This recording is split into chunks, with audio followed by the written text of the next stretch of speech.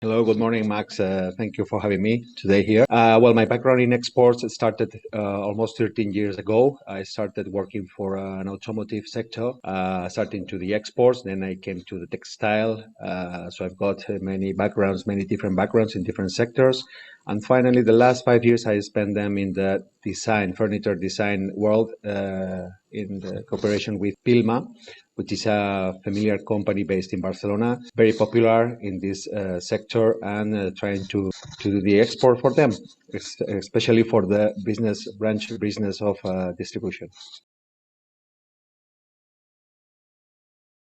For exports, the most important things are not touchable things. The first and most important thing is having time and patience, because implementing a strategy of internationalization is not easy and it's not fast if you want to do it in the right way. The company must be prepared to spend the first 3 years of implantation in order to do it in a proper way. Of course, a healthy financial situation is also very necessary because we need to meet necessary investment. Let's say a dedicated budget of 3 years minimum to start.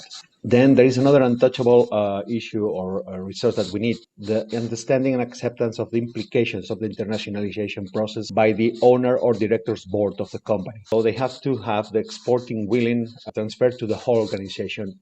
So it means a little bit a business culture change inside, and they have to be prepared for that. Then we need information of the company's current commercial reality of the markets. This is a main and important resource, also including the local market, and if they have any background, past experiences in exports. Then, of course, we need sources of relevant sectoral information because we need to plan the strategy accordingly with the reality of the sector in that moment. Then, something that we can touch: qualified human resources to attend the day-to-day needs of the back office or customer service is something that is not easy to make understand to the companies, that when you hire an exports director, he's not the hero who is going to do everything. In fact, he will create a lot of extra work, a lot of background office that needs qualified people to bring it on every day.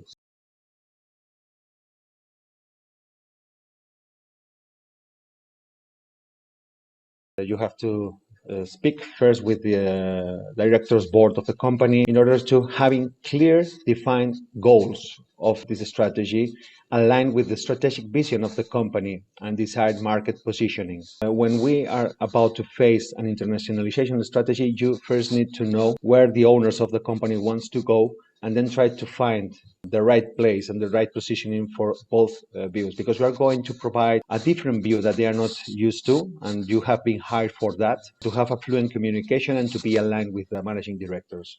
Having a clear idea of the markets and targets we are going to address as a result of the previous analysis. Another important thing is defining the pricing policy and desired market positioning. We need time to think before acting. So defining pricing policy, design market positioning, it's one of the most important things.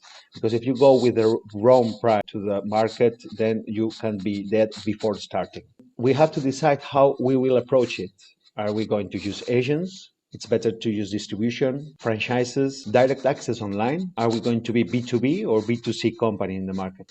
Finally, capacity of the organization to adapt to possible needs that may arise. This is for me the aspects that are more important in order to internationalize a company. Sorry.